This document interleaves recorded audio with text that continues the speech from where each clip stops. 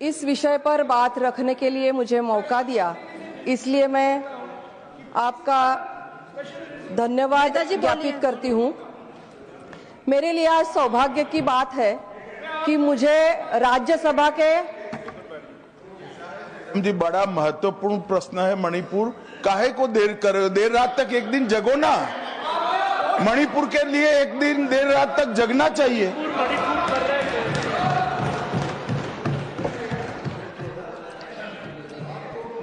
मेधा जी बोलिए। माननीय उपसभापति महोदय, मेरे लिए आज बहुत सौभाग्य की बात है कि मैं आज वक्फ जैसे महत्वपूर्ण बिल पर बात करने जब जा रही हूं, तब मेरा राज्यसभा का 1 वर्ष का कार्यकाल आज पूरा हो रहा है। मैं खुद को बहुत ही भाग्यशाली समझ रही हूं, क्योंकि भारत में इतने अच्छे निर्णय होने जा रहे हैं और हो रहे हैं, लगातार हो रहे हैं। और इस वक्त में मैं राज्यसभा की भी मेंबर हूं और जेपीसी के मेंबर के तहत भी मुझे काम करने का और हिस्सा लेने का सौभाग्य मिला। हमारे वरिष्ठ नेता, हमारे माननीय प्रधानमंत्री नरेंद्र जी मोदी, माननीय गृह मंत्री अमित जी शाह, माननीय राष्ट्रीय अध्यक्ष जेपी नड्डा जी और माननीय माइनॉरिटी मिनिस्टर किरण रिजिजू जी, मैं इनका आभार प्रदर्शित करती हूँ। माननीय उपसभापति महोदया, देश क्या है, सरकारें क्या है और सरकार की देशवासियों के प्रति जिम्मेदारी क्या है, इसकी सोच जिनकी कमजोर थी, वो लगातार इस देश पर राज्य करते रहे। लेकिन गत 10-11 साल ऐसे प्रधानमंत्री के नेतृत्व में हम सरकार चला रहे हैं जो देश के लिए अच्छे निर्णय ले रही है और इस देश को पुण्यभू और पितृभू मानने वाली सरकार आज इस देश पर है।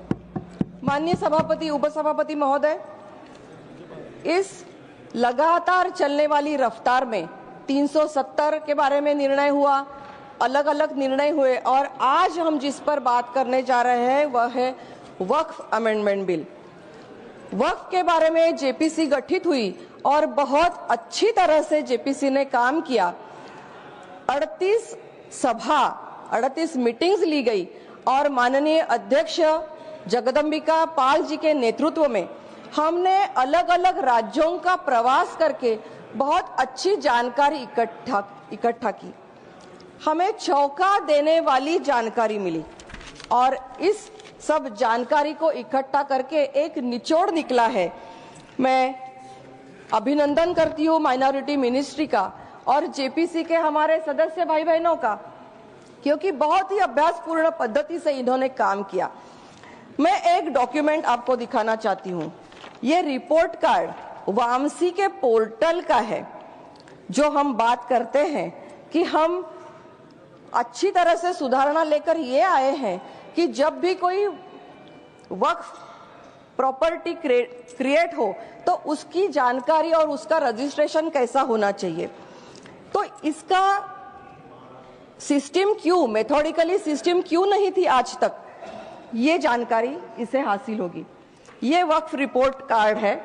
इसमें वक्फ करने वाले वाकिफ का नाम नहीं दिया गया है, डेट नहीं बताई गई है, सब ब्लैंक है। आप देख सकते हैं, मैं ऑथेंटिकेट कर दूंगी।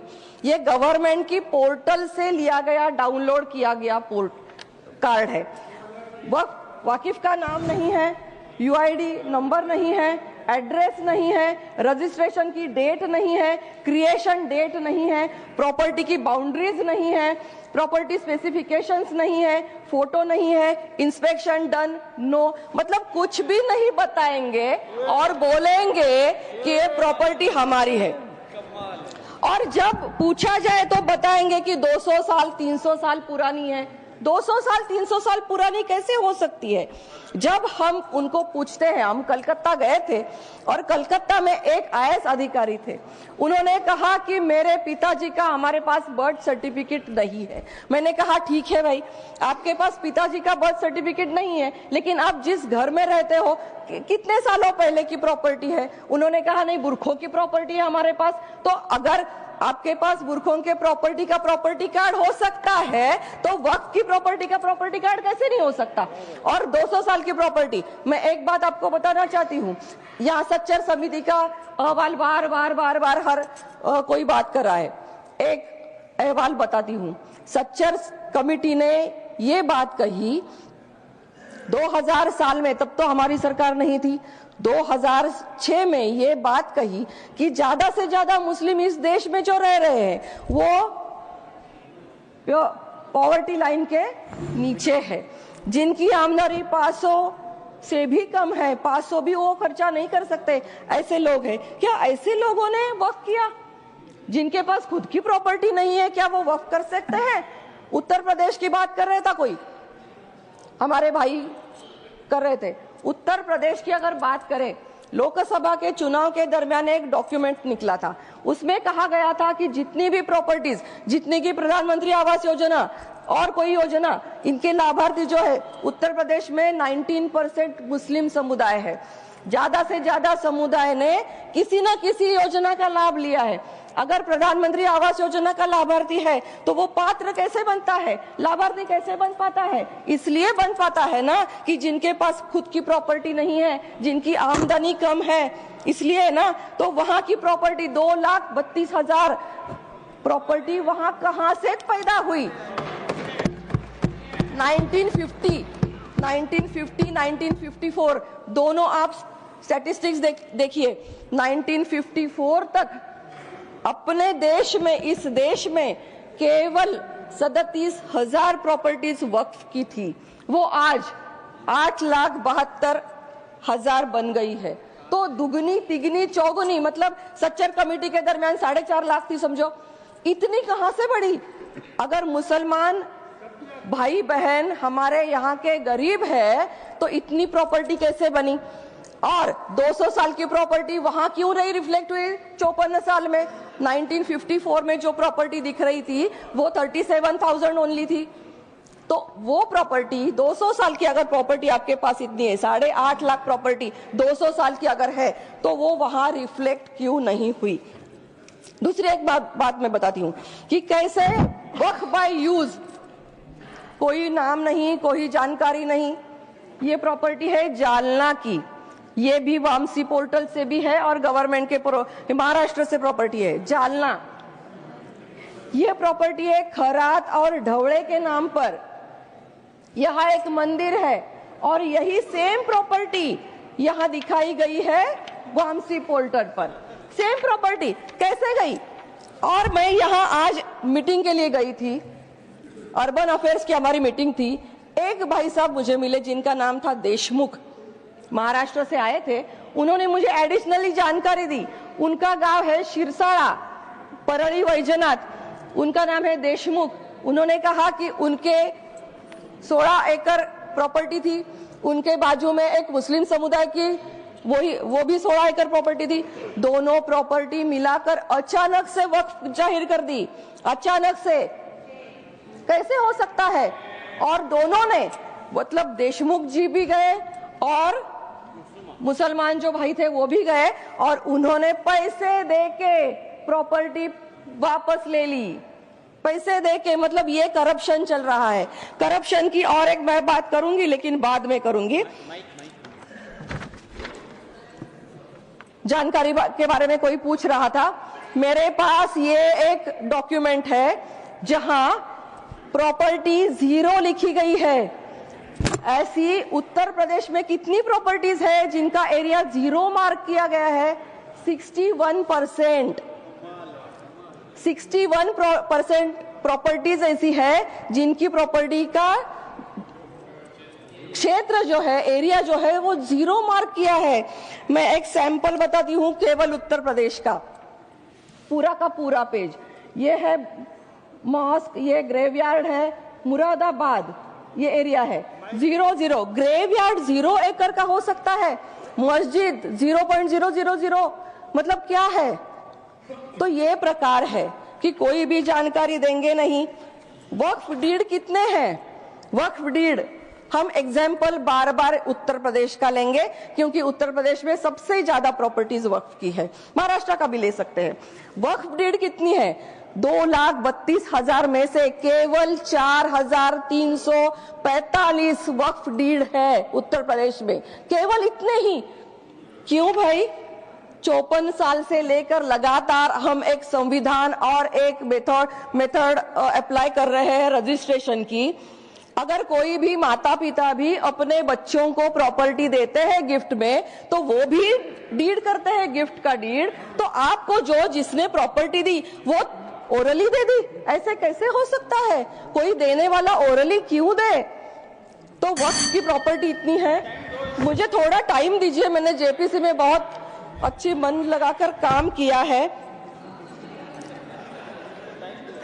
मुझे थोड़ा टाइम दीजिए। जेपीसी में हमारे एक कर्नाटक के भाई साहब आए थे, अनवर मणिपड़ी जी। अब मैं उनका बाकी का बोलूंगी नहीं यहाँ, क्योंकि मेरे मुंह से मुझे कोई गंदा नाम नहीं लेना है। जो भी उन्होंने कहा वस्तु स्थिति इतनी भयानक थी।